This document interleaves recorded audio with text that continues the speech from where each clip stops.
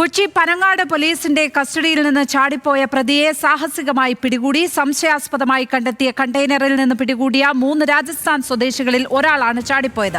Car കടത്തിക്കൊണ്ടുവരുന്നു എന്ന സംശയത്തിലാണ് container പിടികൂടിയത്. വിവരങ്ങളുമായി സഹിൻ ആന്റണി ചേരുന്നു. സഹിൻ, എപ്പോഴാണ് ഈ കണ്ടെയ്നർ പിടികൂടിയത്? ഈ ചാടിപ്പോയ പ്രതിയെ എവിടെ നിന്നാണ് പോലീസ് കണ്ടെത്തിയിരിക്കുന്നത് ഇപ്പോൾ?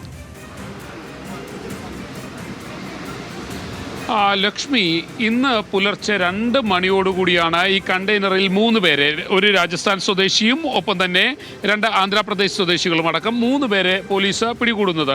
ഹരിയാന രജിസ്ട്രേഷനിലുള്ള വാഹനമാണ്, കണ്ടെയ്നർ ലോറിയാണ് പിടിച്ചെടുത്തിരിക്കുന്നതും.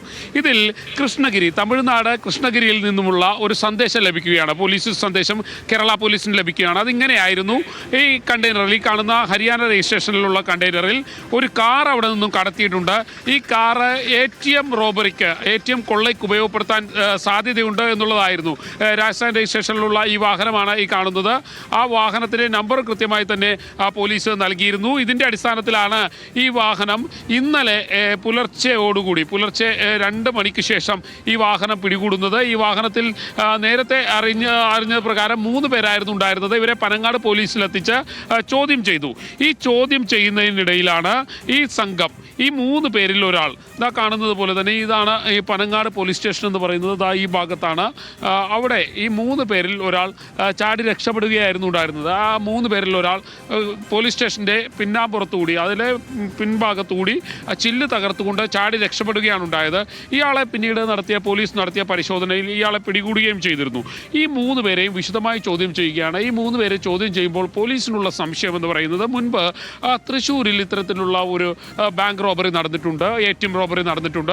അത് ഇങ്ങനെ തന്നെയായിരുന്നു. മോഷ്ടിച്ച കാർ ഉപയോഗപ്പെടുത്തിക്കൊണ്ടായിരുന്നു അന്ന് മോഷണം നടന്നിരുന്നത്, ATM റോബറി നടന്നിരുന്നത്. അതുകൊണ്ട് തന്നെ ആ രീതിയിലുള്ള സംഘമാണോ ഇത്തരത്തിൽ മോഷണത്തിനായി എത്തിയിരിക്കുന്നത് എന്നുള്ളൊരു സംശയം പോലീസിനുണ്ട്. അവരെ വിശദമായി ചോദ്യം ചെയ്താൽ മാത്രമേ ഇതിൻ്റെ മറ്റ് കാര്യങ്ങളൊക്കെ പറയാൻ കഴിയുകയുള്ളൂ. എങ്കിലും നിലവിലെ സാഹചര്യം അനുസരിച്ച് ഇവർ എന്തിനാണ് കേരളത്തിലേക്ക് എത്തിയത്? പ്രതികൾ നൽകുന്ന മൊഴിയാകട്ടെ, പ്രതികൾ പറയുന്നത് തങ്ങൾ ദില്ലിയിൽ നിന്നുമാണ് ഇങ്ങോട്ടേക്ക് വന്നത്, അതുകൊണ്ട് തന്നെ തങ്ങൾക്ക് AC-യുടെ ഉപകരണങ്ങൾ വിൽപ്പന നടത്തുക, എത്തിച്ചു കൊടുക്കുക എന്നുള്ളതായിരുന്നു തങ്ങളുടെ തൊഴിൽ എന്നുള്ളതാണ് ഇവർ പറയുന്നത്. പക്ഷേ പോലീസ് അത് വിശ്വാസത്തിലെടുത്തിട്ടില്ല. ഈ കാണുന്നത് പോലെ ഈ ഭാഗത്തേക്കാണ് ഈ പ്രതി ചാടി രക്ഷപ്പെട്ടത്. ഇവിടെ കാൽപ്പാടുകളൊക്കെ കാണാം. ഈ ഭാഗത്ത് കാൽപ്പാടുകളൊക്കെ ഉണ്ട്. ഈ കാണുന്നത് പോലെ തന്നെയാണ് കാൽപ്പാടുകളൊക്കെ കാണാം. ഇവിടുത്തെ ചില്ല് തകർത്തുകൊണ്ടാണ്, ഇത് ബാത്റൂമാണ്, ഇവിടുത്തെ ചില്ല് പൂർണ്ണമായിട്ടും തകർത്തുകൊണ്ടാണ് ആ പ്രതി അവിടെ നിന്നും ചാടി രക്ഷപ്പെട്ടത്. ഇങ്ങനെ ഇവിടെ നിന്നും ചാടി രക്ഷപ്പെടുകയായിരുന്നു. ഇയാൾ ഇവിടെ നിന്നും മറ്റൊരു ഭാഗത്തേക്ക് രക്ഷപ്പെട്ടു. പക്ഷേ പോലീസ് അതിവിദഗ്ധമായി ഇയാളെ പിടികൂടുകയും ചെയ്തു. എന്തായാലും ഈ പ്രതി പിടിയിലാവുന്ന സാഹചര്യം നിലനിൽക്കുമ്പോൾ ഈ 3 പേരെയും വിശദമായി തന്നെ പോലീസ് ചോദ്യം ചെയ്യുകയാണ്. പനങ്ങാട് പോലീസ് സ്റ്റേഷൻ്റെ പിൻഭാഗമാണ് ഈ കാണുന്നത്. നിരവധി പോലീസ് ഉദ്യോഗസ്ഥർ ഈ ഭാഗത്തുമുണ്ട്. ഈ നേരത്തെ പറഞ്ഞതുപോലെ തന്നെ പ്രതിക്ക് ബാത്റൂമിൽ പോകണമെന്ന് പറഞ്ഞു. അവിടേക്ക് പോലീസ് ഇയാളെ വിട്ടു. പക്ഷേ അയാൾ ഈ കാണുന്നത് പോലെ തന്നെ ആ ഭാഗം തകർത്ത് അവിടെ നിന്ന് രക്ഷപ്പെടുകയായിരുന്നു. പക്ഷേ അയാളെ പിടികൂടുകയും ചെയ്തിട്ടുണ്ട്. ഇവരെ വിശദമായി തന്നെ പനങ്ങാട് പോലീസ് ചോദ്യം ചെയ്തു വരികയാണ്.